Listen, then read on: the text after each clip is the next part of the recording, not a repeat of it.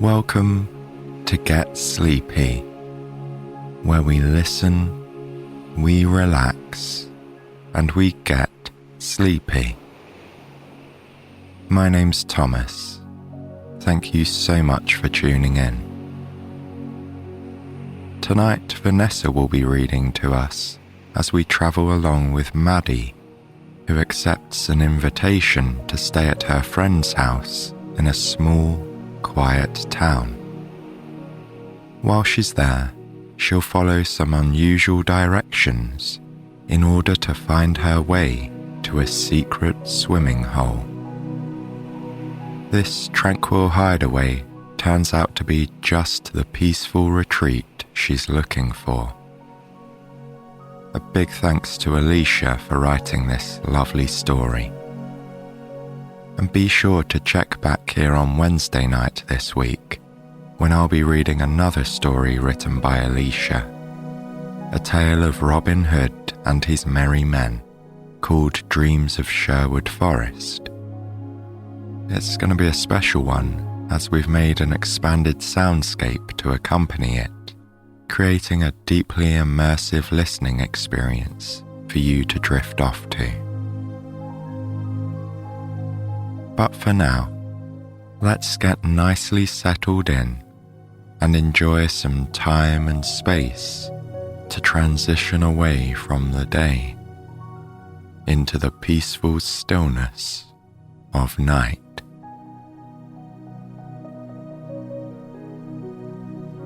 If you need to shift your body a little to make yourself more comfortable, go ahead and do so. Then, allow your eyes to close and your breathing to ease into a slow, rhythmic pattern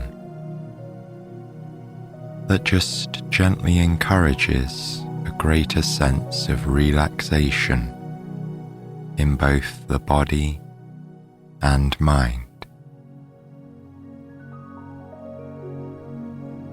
I trust that you can find that idyllic pace of breathing for yourself. And as you breathe softly and steadily,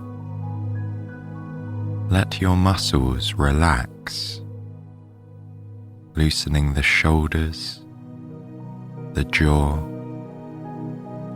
any tension you're holding in the chest, abdomen, legs, or anywhere else in the body. As the breath flows out with each exhale, allow the tension to follow it, leaving your body and mind in a deeper state of relaxation with each passing moment.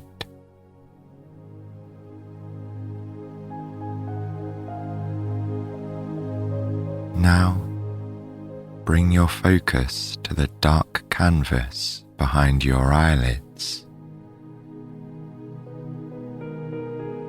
You may only see that blank canvas, or you may notice little flecks of light and colour appearing and moving across that dark space. These little specks of light are called phosphenes. They're completely normal and commonly seen when we shut our eyes. Use your imagination now to begin visualizing the setting of tonight's story. Picture a snug little house on a quiet street, far from the hustle and bustle of your daily life. The height of the summer is here, with a beautiful, sunny morning greeting all in this part of the world. This is where Maddie lives, and with her, you're going to slow down and enjoy this idyllic summer's day.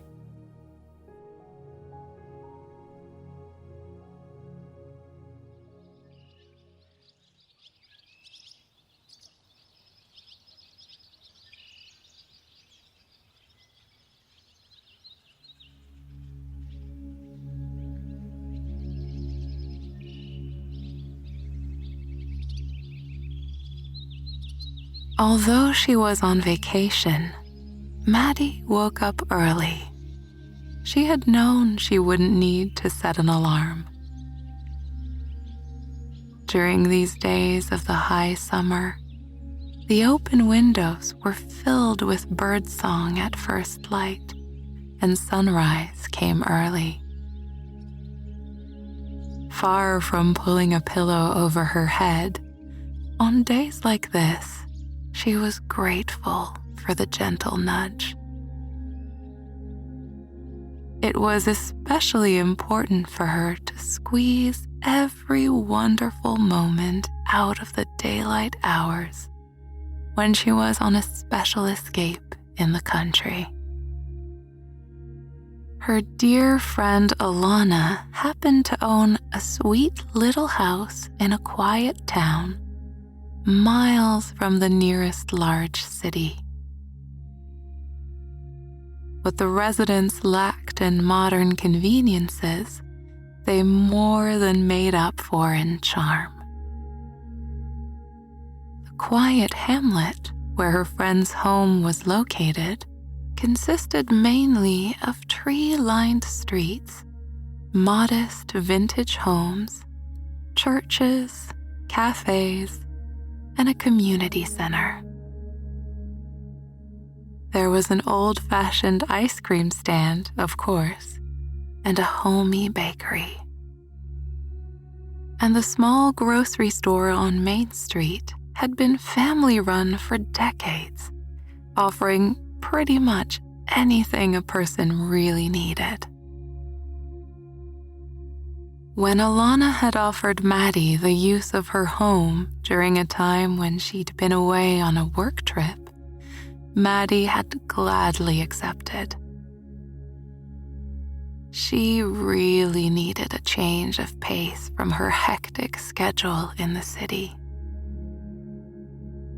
With the promise of some relaxing afternoons on the porch swing, Maddie had arrived a few days ago, ready to unwind. Alana's cozy house was everything Maddie could have wished for.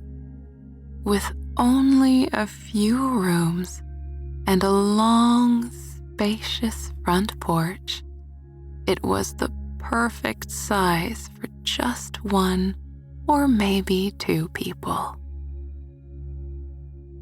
The exterior was painted a welcoming blue with white trim, and it was situated on a friendly avenue that was lined with very tall, old trees. Sheltering every rooftop, these had been there so long that their roots pushed the sidewalk underneath some of the pavers. It gave the street that comfortable, lived-in feeling, like the neighborhood had been gently forgotten by the world outside. It wasn't just Alana's house that had an enticing front porch. Almost every other neighbor on the street enjoyed the same privilege. Families could be seen outside at all times of the day, having lemonade, chatting with friends, and even eating dinner. In the evenings, as the fireflies drifted about the front lawns, children rode their tricycles and played with sparklers in the driveways nearby. of course, Maddie was just an observer in all this. Being a visitor, she kept a low profile, exchanging smiles and nods with the amiable neighbors who walked by. No doubt, Alana had told them that a stranger would be staying in her house and that she was a good friend. They seemed to understand why she was there. Her hostess had left her a very helpful list of things to do should she feel motivated to venture out. For fans of the outdoors, this area was quite a hidden gem. It seemed that there were many local hiking trails she might try, and Alana had also generously offered to loan her a bike. So far, Maddie had mainly enjoyed short excursions into town, but she had also tried a very nice walk in the forest. After a few days of doing whatever she liked, she had finally begun to truly relax. That's why, with an unusually hot day in the forecast, Maddie had decided that today was finally perfect for a little adventure. As one of her many helpful suggestions, Alana had told her about a secret swimming place. Locals kept this spot to themselves, she said. She had proceeded to write out detailed directions that explained how Maddie could use landmarks to find an old mining quarry nearby. The owner had cleaned up the property and allowed the empty cavity to fill with fresh water. Now protected on all sides by small cliffs and naturally rebounding vegetation, the quarry wasn't visible from any major road. A stranger could drive right past it and not know. For the locals, it was a little piece of heaven for a swim and a picnic on a summer's day. Alana's advice had been to go early. First thing in the morning, Maddie might be lucky enough to even get the quarry to herself. By lunchtime, her friend had said, it would be filled with kids and families looking to cool off. She appreciated this tip. A solo swim first thing in the morning would be just the thing. That's how she found herself rising with the sun, eagerly looking forward to her trip. Even though it was early, the cool air from the night was already dissipating. Maddie threw all the windows wide open and welcomed the outside in. After getting dressed for swimming and donning shorts and an old t-shirt for the drive, she went down the creaky wooden steps to the kitchen and started the coffee. While she waited for it to brew, she stood in the sunny living room and basked in the beauty of the summer morning. The street outside was silent, except for the sweet backdrop of singing birds, which seemed to number in the hundreds up and down the street. A light, warm breeze blew in the front window, fluttering the white cafe curtains just a little bit.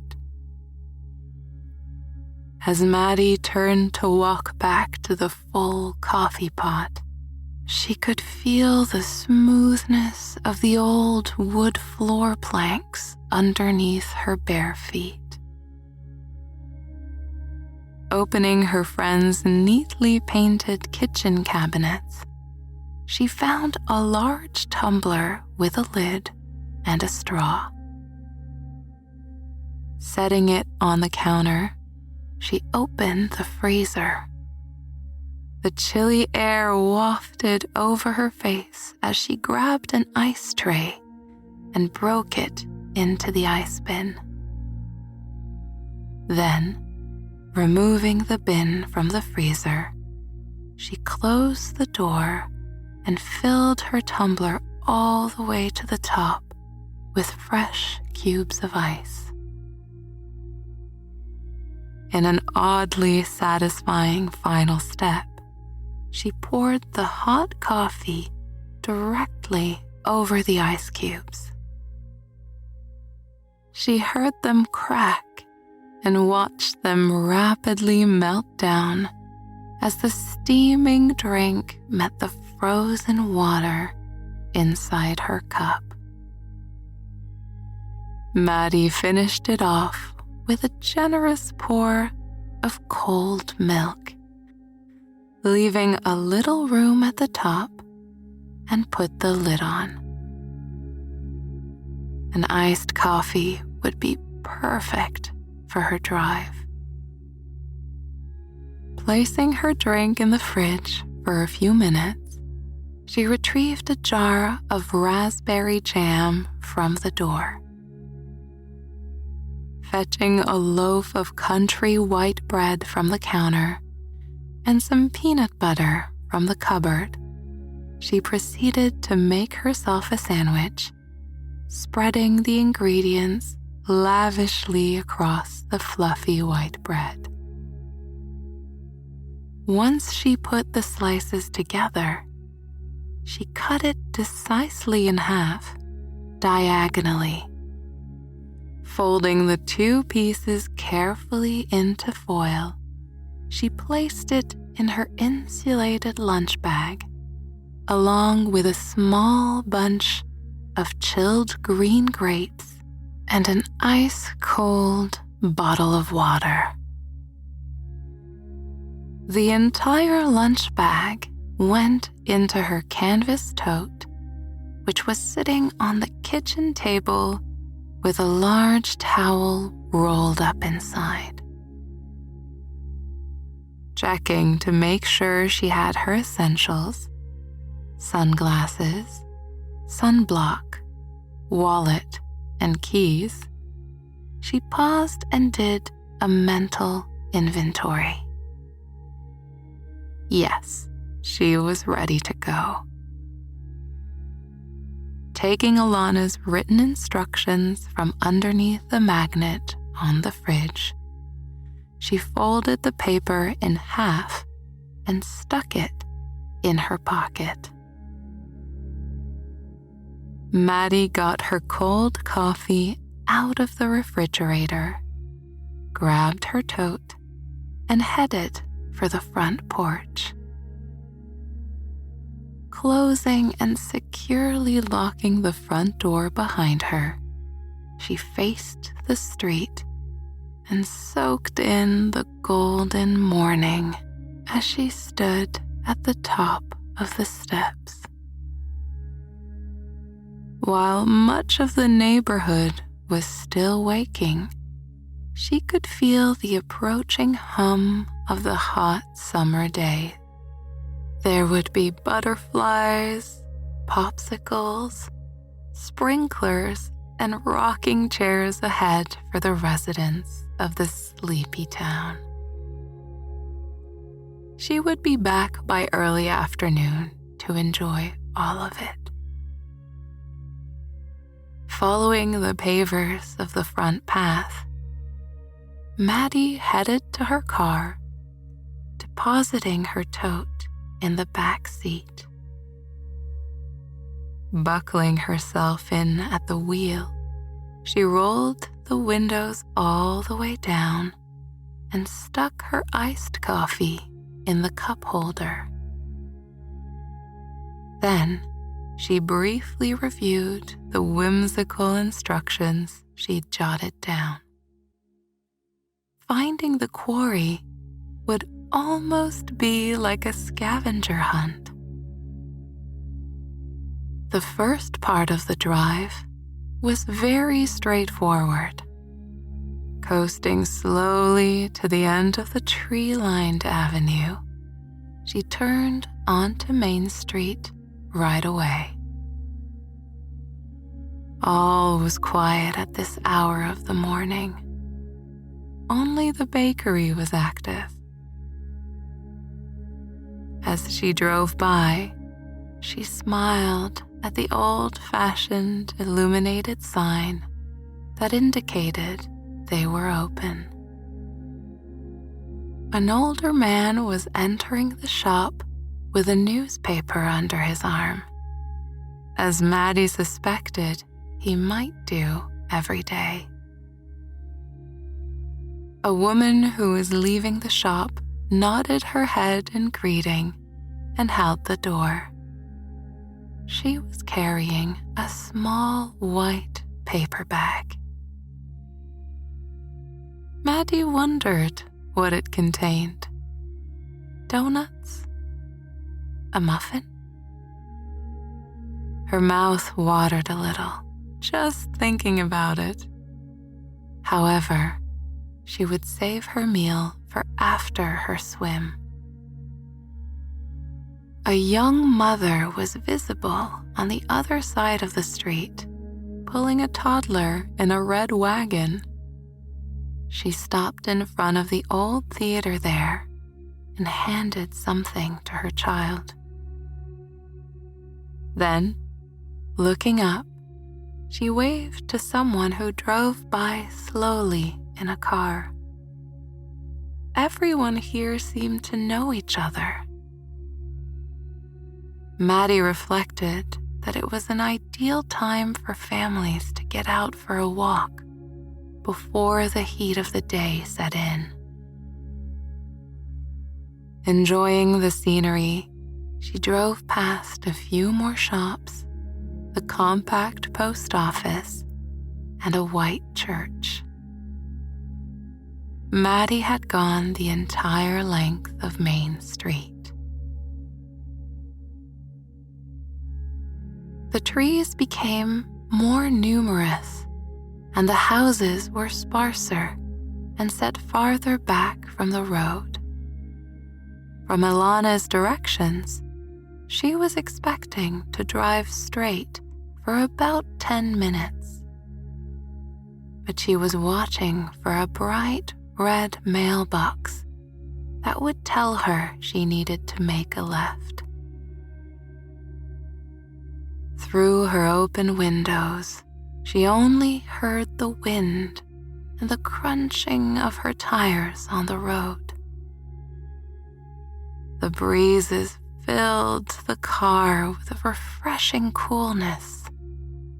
She sipped her coffee contentedly as vignettes of life slipped by.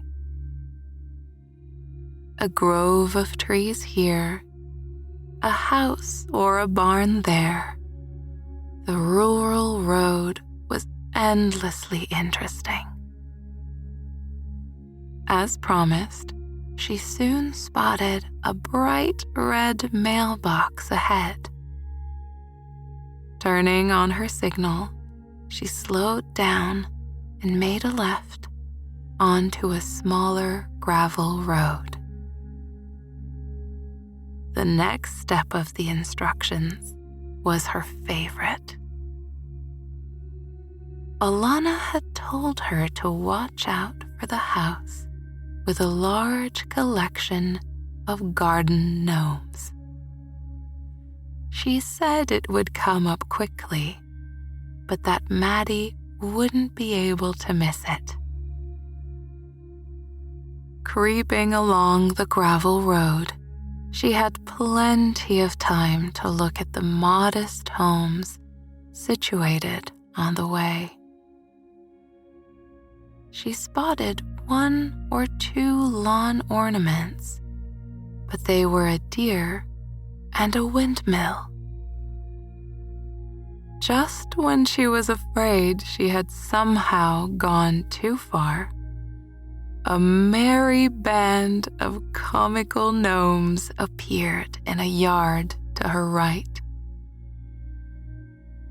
With and without hats, standing and seated, holding pipes or leaning on mushrooms, they populated the entire corner like an eager welcoming committee. Maddie chuckled to herself and confidently turned right. This road was so small that it almost felt like a private driveway. But that was what Alana had described, so Maddie continued on. The last landmark she'd been told to look out for was an old mansion. Apparently, it had once belonged to the people who owned the quarry. Once the quarry had been retired, however, they had moved away. The mansion was still owned by distant family members, but Alana had said it was now clearly left to nature and the ravages of time. Based on this description, Maddie was pretty sure she would be able to spot it. Sure enough, after she'd been slowly bumping along the unpaved road for a minute, a large stone house became visible to her right. It was sitting up on a slope in a vast garden. Around the perimeter, there was a long stone wall that was suffering from signs of neglect. Large rocks had fallen down in some places, and ivy and wild roses ran rampant over it, as if reclaiming it for nature. In fact, the entire area around the stately home seemed to be part way to being reabsorbed by the nearby woods. Where a pristine lawn had, no doubt, once stood, there was now a massive pollinator garden. Grasses and wildflowers covered the ground, swaying in the breeze. The house itself was silent and shuttered. But rather than being sad or ominous, the entire estate felt more like it was peacefully sleeping, at one with the natural surroundings. Perhaps, Maddie thought, it was as it should be. Having passed the last landmark described by her friend, she was now on the lookout for an overgrown sign that said Armstrong Quarry. Alana had said it would be easy to miss because it was set back in the trees and had faded over time. She had told Maddie she could park nearby, just off the road. Watching the foliage carefully, Maddie spotted the sign just in time. It was partially obscured near what appeared to be an unused dirt road. It was mostly covered in grass now. What had once been a driveway to the quarry now had a permanent metal gate closed across it. However, she could see that pedestrians regularly walked around it. There was a well-worn footpath for her to follow. According to her friend, the owners had stopped using the quarry many years ago. Indeed, as she could see from the house, they had also moved away.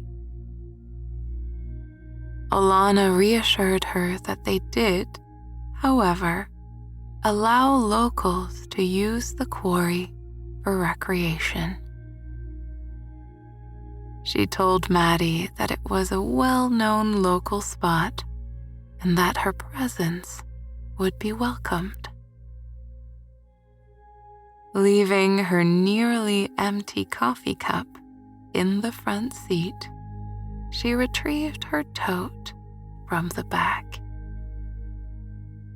While she was locking her car, Maddie smiled and wondered why she should even bother. There wasn't a soul around. As she followed the footpath past the faded sign, she could hear the crickets singing in the densely wooded area around the path. She was proceeding on faith because it certainly did not seem like there was any sort of big, open area ahead. Ducking under low-hanging branches, she saw that the worn path expanded in front of her. Soon, she was walking down a wide dirt trail with trees on either side. Then, all at once, a marvelous scene opened up in front of her. The road continued for about a quarter of a mile, flanked by an expanding vista of shallow pools and large rocks. However, straight ahead, she could see the most breathtaking sheltered canyon. Just a few steps down from the well-worn dirt thoroughfare, a glassy pool of blue-green water stretched all the way to small cliffs which soared upward. The rock walls themselves looked like giants had made them while playing with blocks. They were rugged, as if many rectangles had been haphazardly stacked upon each other, forming a solid wall. The stone was all gray in color, but it had stripes of different shades, giving the cliff walls a textured look.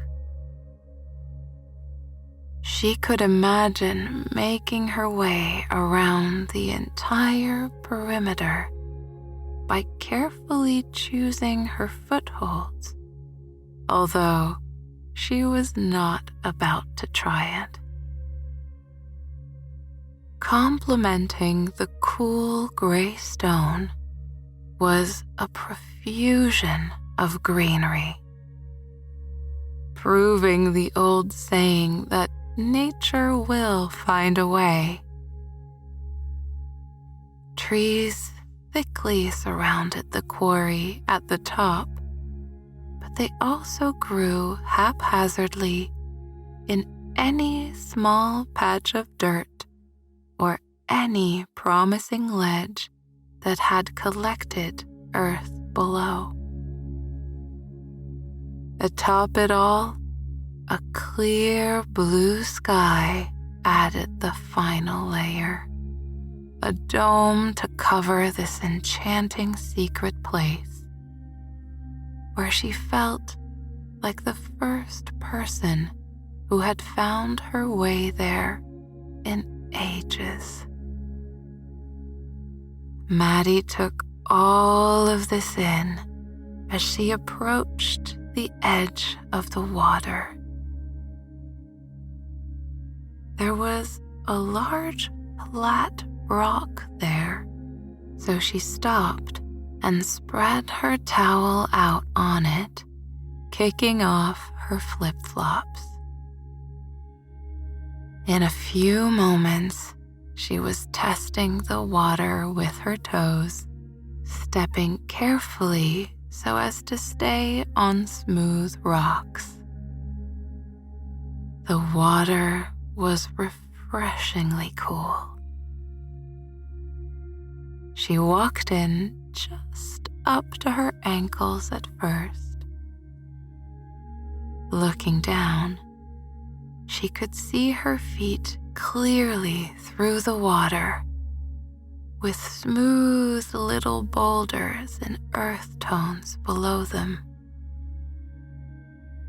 She splashed her arms and legs with water from her hands, wetting her skin a bit to get acclimated.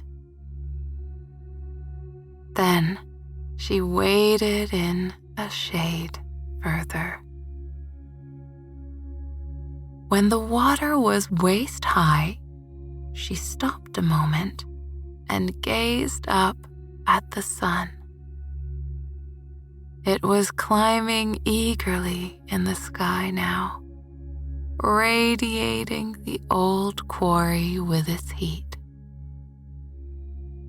The stones accepted the sun's gift, reflecting it back at Maddie. She knew she was ready to take the plunge. With a small leap, she pushed off and made a shallow dive into the deeper part of the water nearby. The chill washed over her head and shoulders.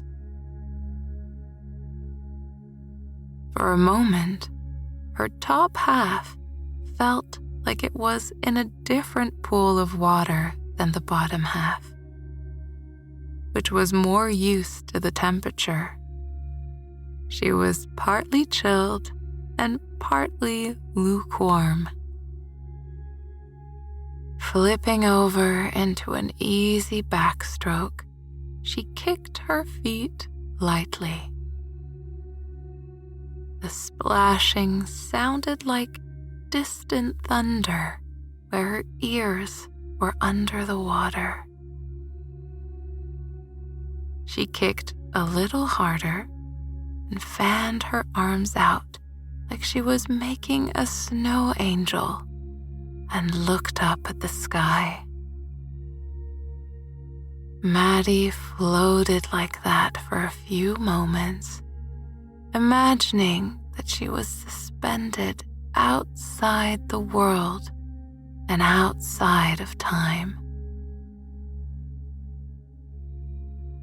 Then, wanting to see more than the sky, she let her feet sink down and slowly treaded water, looking around her. Maddie was stunned by the beauty of this place.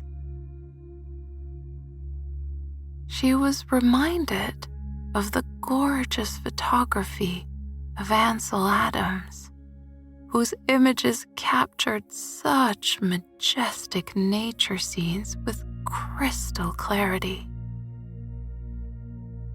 The only difference was that Adams had worked mainly in black and white, whereas she was swimming through a scene of vibrant color.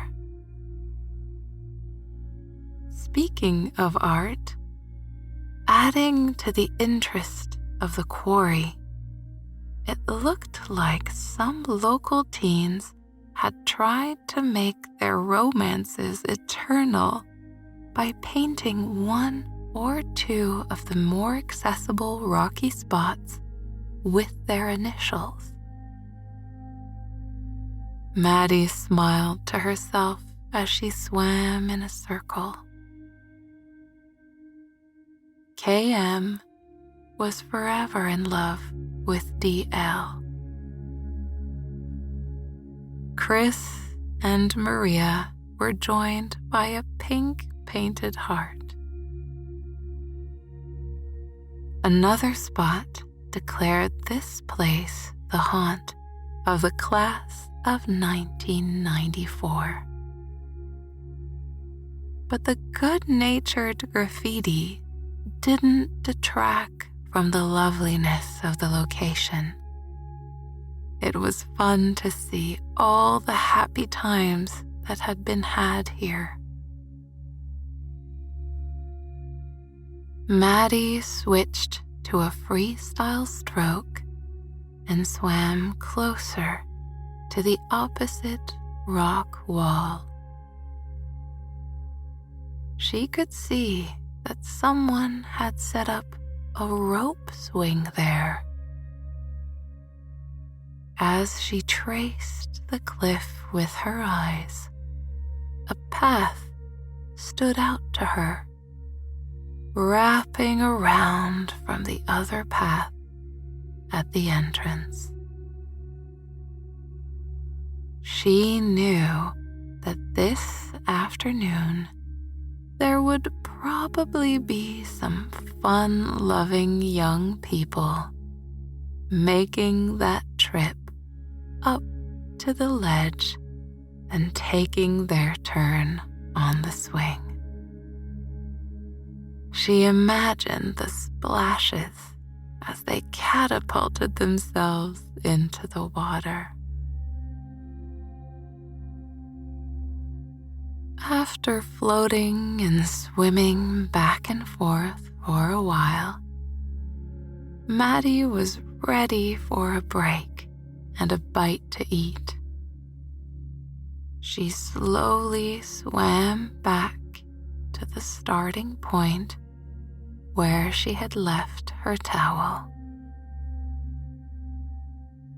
As she carefully emerged, shedding rivulets of water, the full heat of the mid-morning sun washed over her. Basking in the change of temperature, she sat down on her towel, shaking the excess water from her hair. Drying her hands, she opened up her lunchbox. The condensation on the cold bottle of water looked so refreshing, and her stomach rumbled at the sight of the two perfect triangles of the peanut butter sandwich wrapped in wax paper. With deliberate care, she unwrapped the first triangle and took a bite. The thick white bread, the creamy peanut butter, and the sweet jam made an ideal combination. She laughed to think how this was regular fare when she was a child. She hadn't appreciated it enough. Peanut butter and jelly was heavenly, she decided. Then, not in a rush, she put her sandwich down and twisted the cap off of her bottle of water, drinking deeply. The cold water filled her throat as the sun baked the rock she was sitting on. Everything in this moment was perfect. What she couldn't believe was that she was still the only person here. This quarry was too marvelous to be a secret. Listening to the quiet rustling of the leaves in the trees, she tried to detect any other sounds. There was nothing. The water was still. There were no cars. It was just her, the sun, and a gentle symphony of morning birdsong. Standing up, she picked her way from boulder to boulder, heading in the direction of a nearby promontory. She could tell this was a spot where people must regularly gather. An almost undetectable path was visible, weaving amongst the rocks. When she reached the high, flat area, she stood with her hands on her hips and surveyed the quarry from this whole new point of view. Feeling very hot in the strong sun, she decided one more dive would be refreshing.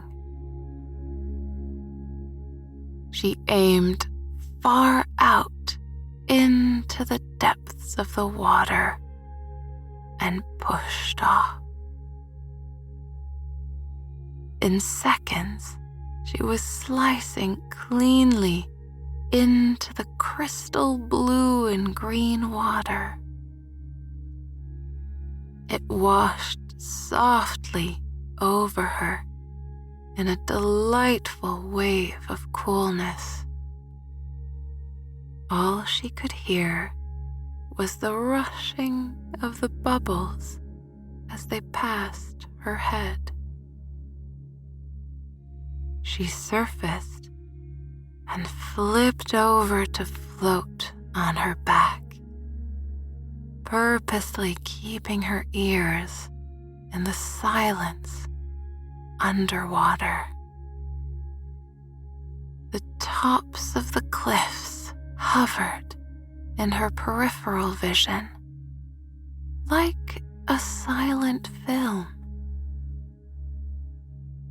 She quieted her mind and focused on being in that moment, just watching the wispy clouds drift by above her. Then, moving slowly, she swam back to the rocks near her towel. As she got out of the water this time, she knew she'd be drying off for the day. Maddie stretched out once more on the flat rock, lying all the way back to the ground. Reaching to the side, she pulled her cold grapes from her lunchbox. She bit down on a single grape, and its chilly sweetness, bursting with juiciness, was the most perfect taste she could imagine in the heat of the day.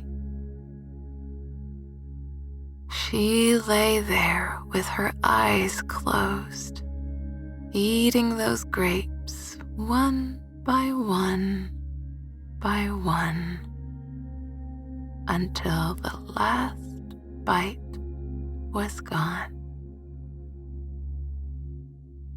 Then she placed her hands behind her head and lost herself in the warmth of the sun, the smoothness of the gray stone beneath her, and the rising late morning sounds of the cicadas in the trees.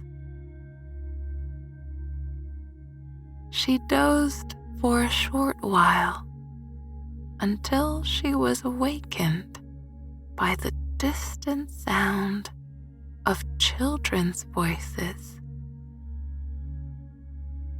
Sitting up, she realized that her time alone at the quarry had finally ended. The midday swimmers had begun to arrive. She had no doubt that the rope swing would not lie still much longer. Smiling to herself, she realized she was completely dry. Standing up slowly, she shook out her damp towel and slung it over her shoulder. Packing up her small collection of items took no time at all. She was soon turning in a semicircle, getting one last sweeping look at this enchanting spot. As Maddie walked slowly back towards her car, she passed a woman with a backpack and a stack of towels.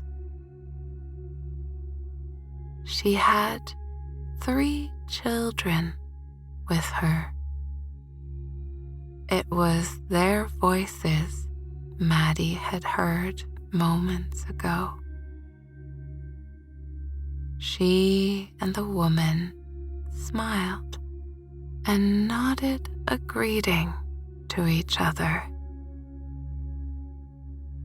The children raced on ahead, excited to be the first ones in the water.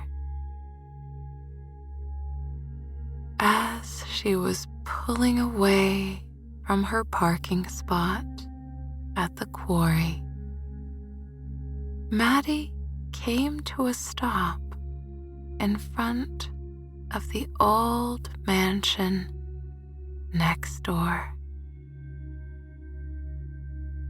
Getting out of the car, she walked up to the tumble-down stone wall and looked at the grounds with wonder.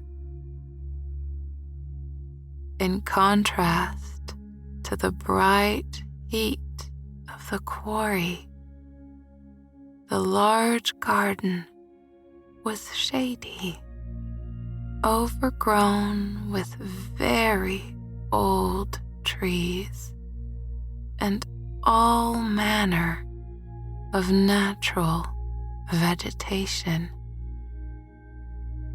A pergola that had once created a genteel seating area was overrun with wild roses and honeysuckle.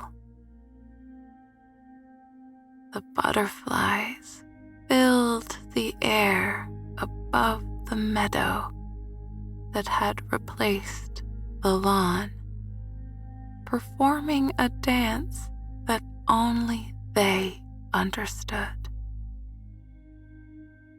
In the middle of it all, the house sat, placidly accepting that it was no longer the focus of the estate.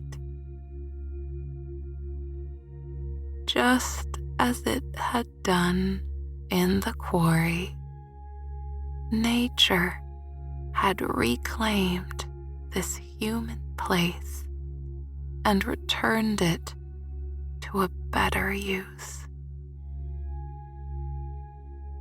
Slipping back into the front seat of the car, Maddie started the engine and rolled the windows down.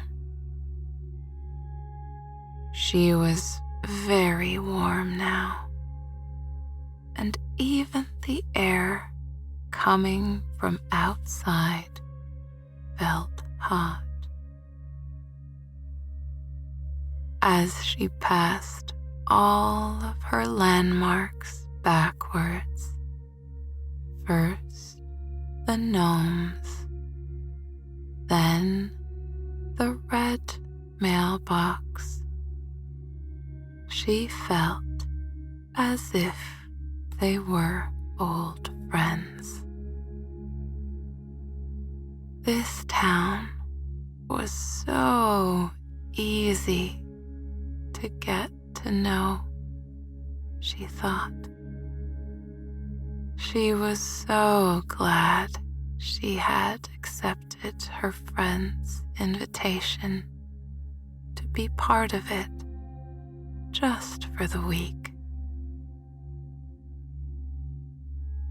That afternoon, she rocked luxuriously on Alana's porch, watching the neighborhood families go about their lazy summer afternoons, sipping on a cold, tart lemonade she'd gotten at the grocery store. She reveled in doing absolutely nothing. After all, she had gotten in quite a vigorous morning swim. It seemed only right that she should relax a bit. Contented and feeling delightfully self-indulgent, she slowly swayed back and forth and back and forth. Then, closing her eyes, she was gradually lulled to sleep by the creaking of the trusty wood boards under her feet.